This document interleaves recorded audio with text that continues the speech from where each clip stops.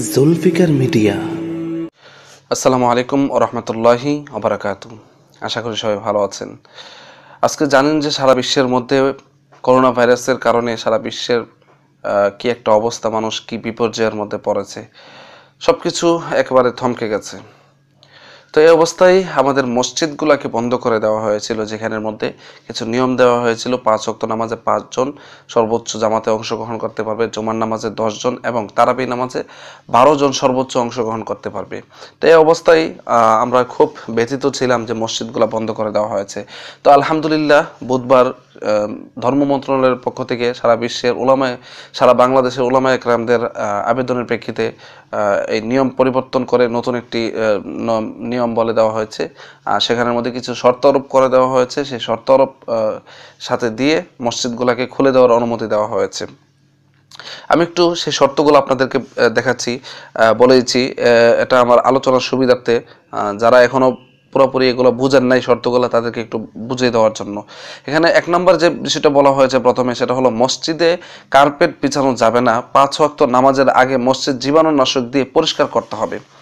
এটা একটা ভালো বিষয়। মসজিদে কার্পেট বিছানো যাবে না, এর কারণ হচ্ছে, অনেকে হয়তো বলবেন যে কেন এরকম কেন, এই জন্য আমি বোঝানোর চেষ্টা করছি। মসজিদে কার্পেট বিছানো যাবে না কারণ মসজিদে যদি কার্পেট বিছান তাহলে প্রতি অক্তে কিন্তু কার্পেট পরিষ্কার করা সম্ভব না। আর যদি মসজিদ একবারে উন্মুক্ত থাকে, কার্পেট না থাকে, সেক্ষেত্রে আপনি মসজিদটা যদি একবার মোছা দেওয়া হয় জীবাণুনাশক স্প্রের মাধ্যমে, তাহলে কিন্তু পরিষ্কার হয়ে যাবে। এই জন্যই বলা হয়েছে। 2 নম্বরে বলা হয়েছে মসজিদের গেটে হ্যান্ড স্যানিটাইজার, সাবান পানি, হাত ধোয়ার ব্যবস্থা রাখতে হবে। এগুলো দিয়ে ভালো করে মসজিদে গেটে রাখতে হবে, যাতে করে মুসল্লিরা বাহির থেকে হাত ধুয়ে তারপরে ভিতরে আসতে পারে। তারপরে বলা হয়েছে প্রত্যেক মুসল্লিকে মাস্ক পরে মসজিদে আসতে হবে। এটা একটা ভালো একটা অবস্থা, যে রাস্তা দিয়ে আপনার মাধ্যমে বা কারো কাছ থেকে যেন আপনার কাছে রোগ সংক্রমণ না হয়, এটার জন্য বলা হয়েছে। তারপরে বলা হয়েছে মুসল্লিদের বাসা থেকে উজু করে এবং সুন্নত নামাজ পড়ে আসতে হবে।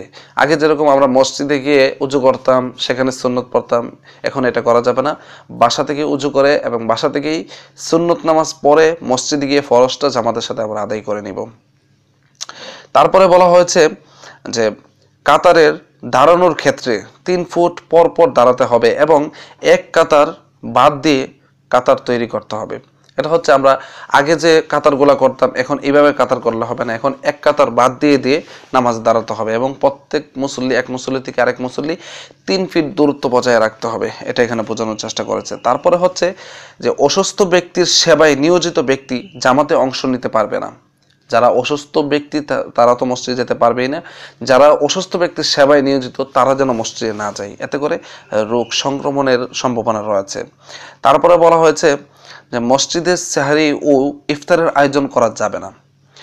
এটা একটা ভালো কথা, যে মসজিদে আপনি ইফতার পার্টির আয়োজন যদি করেন, তাহলে তো এখানে অনেক মানুষ একসাথে হবে এবং সেখানে বিশৃঙ্খলা দেখা দিবে, আর সেখানে রোগ সংক্রমণের সম্ভাবনা রয়েছে। এগুলা এরকম কিছু শর্তের মাধ্যমে মসজিদে নামাজ পড়তে বলা হয়েছে। এগুলা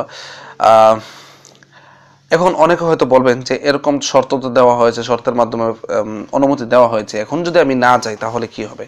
তো তাদের ব্যাপারে আমি কোনো নিজে কোনো কিছু বলতে পারবো না। আমি আপনাদেরকে বলে দিচ্ছি, সৌদি আরবের উচ্চ উলামা পরিষদ কর্তৃক একটি ফতোয়া বের হয়েছিল। সেই ফতোয়াটা আপনাদেরকে একটু বলে দিচ্ছি। আর সেটা প্রকাশ হয়েছিল দেশ রূপান্তর পত্রিকায় গত 20 মার্চ 2020 এটি প্রকাশ হয়েছিল। সেখানের মধ্যে 4টা কারণ বলা হয়েছিল। এই 4টা কারণ যদি থাকে, তাহলে আপনি সুস্থ অবস্থায় থাকা সত্ত্বেও আপনার উপর জুমার নামাজ ফরজ বা ওয়াক্তের নামাজ ফরজ জামাতের সাথে হওয়ার পরেও আপনি মসজিদে যদি না যান বা জুমার নামাজে অংশ না নেন, তাহলে আপনার গুনাহ হবে না, আপনার জন্য জায়েজ। সেখানে কিছু বলা হয়েছিল। 1 নম্বরে বলা হয়েছে যে আক্রান্ত ব্যক্তি সে যেন মসজিদে না যায়, তার জন্য সেটা হারাম। 2 নম্বরে বলা হয়েছে আক্রান্ত এলাকায় থাকা ব্যক্তি, যে এলাকার মধ্যে 1-2 জন আক্রান্ত আছে, আপনি জানেন, সে এলাকা থেকে আপনি বের হতে পারবেন না। কারণ আপনি ঘর থেকে যদি বের হন, তাহলে আপনার মধ্যে রোগটা সংক্রমণ করবে। সেক্ষেত্রে আপনি ঘর থেকে বের হতে পারছেন না, আপনার জন্য মসজিদে না গেলে কোনো সমস্যা নাই। 3 নম্বর বলা হয়েছে যে কোয়ারেন্টাইনে থাকে, যে ব্যক্তি কোয়ারেন্টাইনে থাকে, আপনি জানেন যে আপনার শরীরে কোনো রোগ নাই, আপনার জানার সত্ত্বেও কোনো কাজ হবে না, কারণ আপনাকে প্রশাসন কর্তৃক কোয়ারেন্টাইনে রাখা হয়েছে। সেক্ষেত্রে আপনি সেখান থেকে বের হয়ে মসজিদে যেতে পারবেন না। 4 নম্বরে বলা হয়েছে সরকার যদি নিষেধ করে, কোনো এলাকার মধ্যে সরকার যদি লকডাউন করে দেয়, মসজিদ বন্ধ করে দেয়, সেই ক্ষেত্রে আপনি মসজিদ যেতে পারবেন না। কোনো কারণ দেখি এমনি যদি কোনো জালেম সরকার বন্ধ করে দেয় সেটা কিন্তু অন্য বিষয়। এখানে কিন্তু সরকার কিন্তু যুক্তি দিয়ে এবং আলেমদের সাথে পরামর্শ করে মসজিদগুলো বন্ধ করেছিল, সেই ক্ষেত্রে আপনি মসজিদ যেতে পারবেন না। এই 4টা বিষয় যদি হয় তাহলে আপনি মসজিদে যেতে পারবেন না, এর বাইরে কিন্তু আপনার জন্য মসজিদে যেতে হবে। তো আপনি নিজে চিন্তা করে দেখেন, এই 4টার মধ্যে কোনোটা যদি আপনার হয় তাহলে আপনি মসজিদে যেতে না গেলে সমস্যা নাই।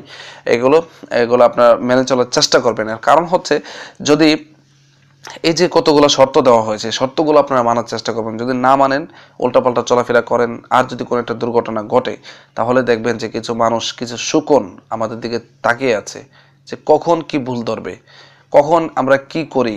কোনো অসতর্কতা বশত যদি কোনো একটা ভুল করে ফেলি, তাহলে সেটা নিয়ে দেখবেন সারা বাংলাদেশ সব মিডিয়া একবার তোলপাড়। অথচ রাস্তাঘাট বাজার কি অবস্থা হয়, সেখানে মানুষ কিভাবে চলাফেরা করছে, ওইগুলো কিন্তু তাদের নজরে আসছে না। তাদের নজর এদিকেই, বুঝছেন? তা এই জন্য এগুলো বলা হলো। তো অবশ্যই মেনে চলার চেষ্টা করবেন এই শর্তগুলা। আলহামদুলিল্লাহ, আল্লাহ তালা আমাদের প্রতি সহায় হয়েছেন।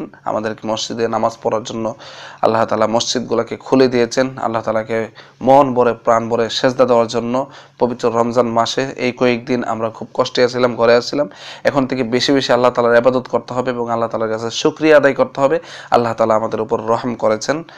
তাহলে আজকের মতো এখানে বিদায়। আসসালামু আলাইকুম ওয়া রাহমাতুল্লাহি ওয়া বারাকাতুহু।